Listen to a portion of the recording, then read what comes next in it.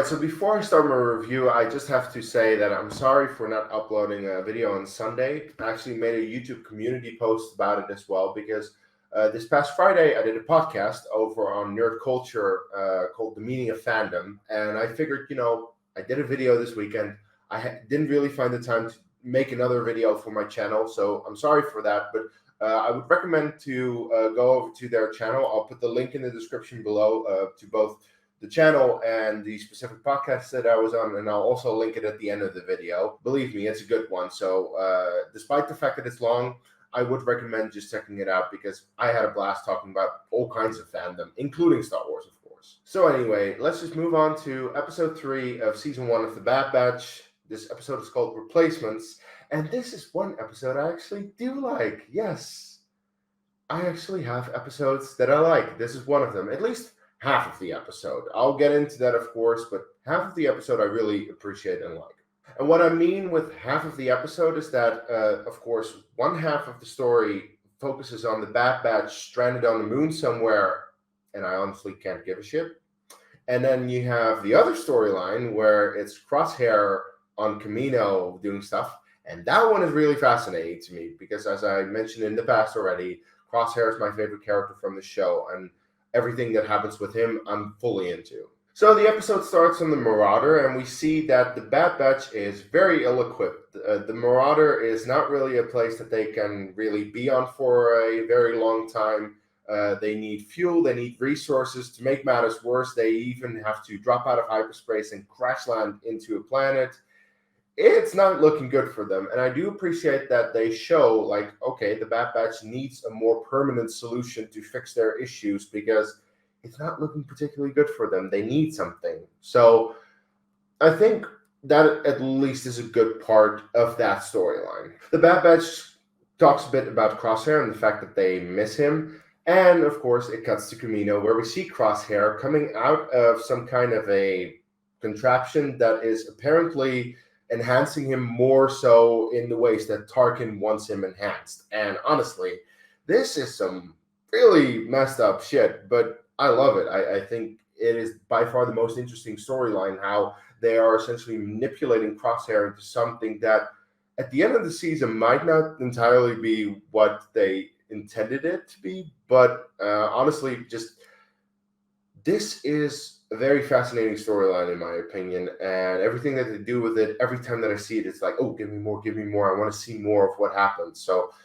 yeah, this is where I'm really tuned into the episode. So apparently Crosshair is going to be the new leader of Project Warmantle, and if that sounds familiar, that's because Jin mentions it in Rogue One. Warmantle, Cluster Prism, Black Saber. Which I thought was an interesting thing because Jin mentions a couple of projects when she is going through the Imperial archives on Scarif at that point. Warmantle is one of them. Yeah, there are a couple of other things that we've also seen in other Star Wars projects, like hyperspace tracking we see in The Last Jedi, Warmantle we see here.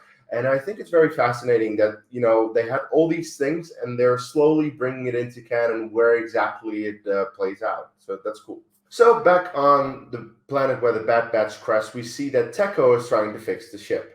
Yes, I'm going to call them Tekko because it's honestly the perfect ship name, essentially, or the combination of names. I don't necessarily ship them, of course, but they do a lot together already throughout the show, throughout these first couple of episodes. They've been doing a lot together in terms of they need to fix something or they need to go on a mission. So I'm just going to call them that from now on.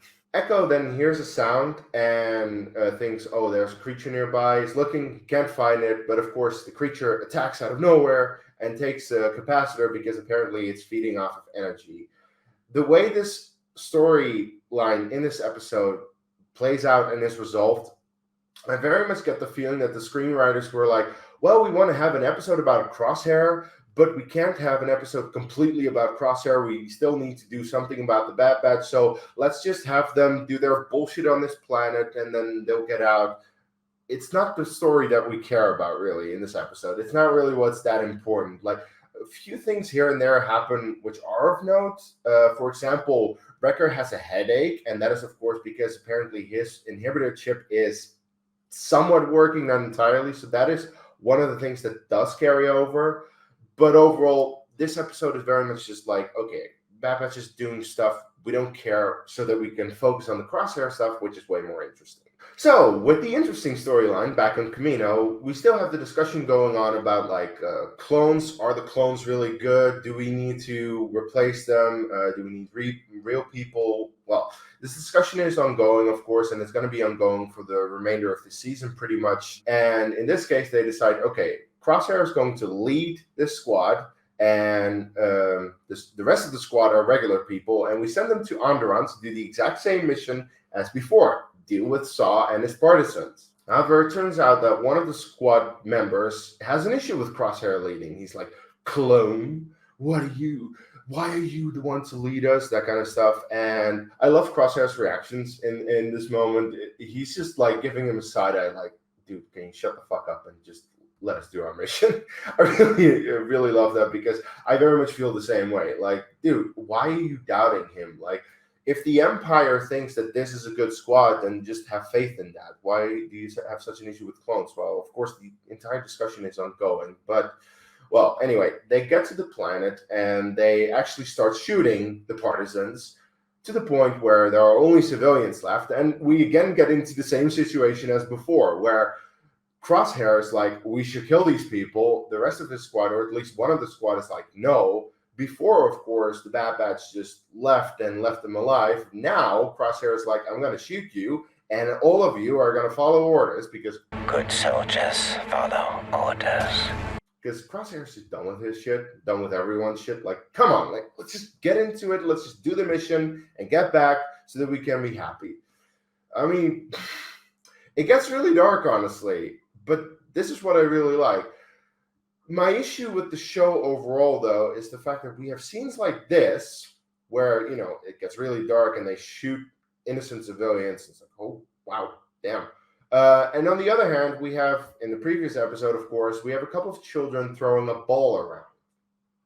In terms of, like, tone difference, this show is a bit all over the place, and there are just times that I'm like,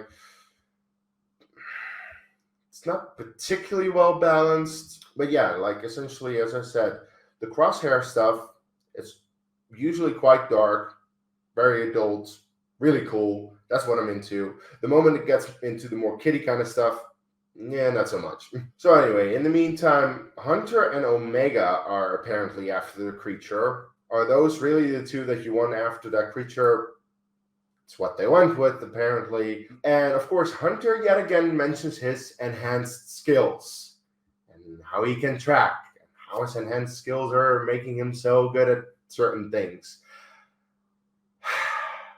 I already said this in previous reviews, and I'm going to repeat it again. I don't like Hunter really all that much. I think his enhanced skills are really not all that helpful, especially at times where you think it would be helpful, but then it turns out, oh no, Hunter is not all that good with them, especially like in this case, they're hunting in the dark. And when it's very dark, it's really annoying to have a light source, because your eyes will adjust to that and make sure that everything else looks very dark.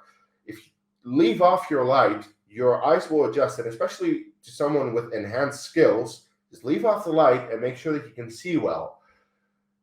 But of course, he uses the light at some point, which is kind of stupid. For someone with enhanced skills, I would expect him to be a bit smarter, but no. But what also annoys me is, like, the creature then slowly claws its way up to him, and we see his claws, and Hunter is looking at the creature. Oh, there are the claws. Oh, this is the creature.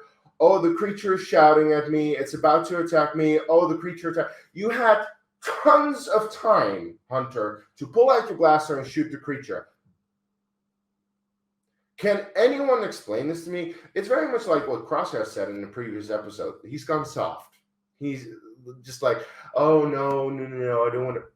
Shut up, Hunter. Christ almighty. And then, of course, Hunter gets down and he loses his mask, and then Omega has to save the day, because, of course, Omega has to save the day. Because, yeah, she puts on the mask again, but Hunter needs some time, apparently, to get back into it. Okay, sure. I don't know why that takes so long, but okay. Then Omega decides to crawl into the cave with the creature. Then the creature sees her and shouts, like, is roaring, like, ah, and Nothing else of note really happens. The creature doesn't attack her in any way. Okay. And then she's like, oh, I'll just click off my flashlight and then it's all fine, right? I very much just get the feeling at this point like, oh, well, we've had a Crosshair storyline and we need to wrap up the episode, so we'll just end it like this. And it very much feels rushed. Like, oh, the creature just gives up and it's like, oh, here's the flashlight and I'll just take the capacitor. Okay. Actually, it's going to be super easy. Barely an inconvenience. Anyway, let's go back to the better storyline. Back in Camino, the squad comes in, reports to Tarkin and Rampart. Rampart is made like supervisor of this entire project, and they see potential. And it's like, okay, let's see what happens here. Of course, I've seen the season, and I assume you have as well, so we know what happens later. But I'm not going to get into that right now. But yeah, Lamasu and Nala say they continue to talk about the fact that the clones may go. They mentioned that they, of course, don't have the original source anymore, which is a very valid point because, of course, they don't have Django anymore. And that's why they created Omega. Like, oh, Omega can be the replacement for the original source. Well, they don't have Omega anymore either. So, of course, that's, of course, something for later in the season. That gets revealed that Omega is actually the original source. But that is one of the things that they're concerned with. Like, they don't have an original source for the clones, so they need some things. Again, this is the interesting storyline, how that all plays out. And I think it's honestly, like, really interesting, really cool how that plays out. Anyway, so back on the Marauder, Wrecker was really nice and made a place to sleep for Omega. Honestly, really sweet, and it was a very nice and touching moment at the end of the episode. And I do think it was necessary because at the beginning of the episode, they were like, Omega doesn't even have a place to sleep. Yeah, that's true, which is, of course, definitely an issue. And now she has a place to sleep, nice little place for herself, so that's cool that Wrecker did that for her. And that's how the episode ends. And I very much just feel like this episode really illustrates my entire opinion of the entire show. I like some of it quite a lot, and other stuff of it not so much. Like, yeah, the entire storyline about Crosshair, great, interesting. Storylines about the clones in general throughout the show, interesting. The main Bad Batch episodes, not the best. But enough of what I think. What do you think of this episode?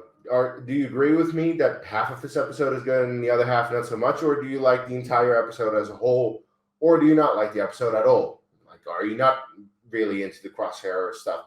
Please let me know all your thoughts and opinions in the comments below. Please leave a like on the video, subscribe to my channel if you haven't already, and follow me on social media. And up until my next video, may the Force be with you.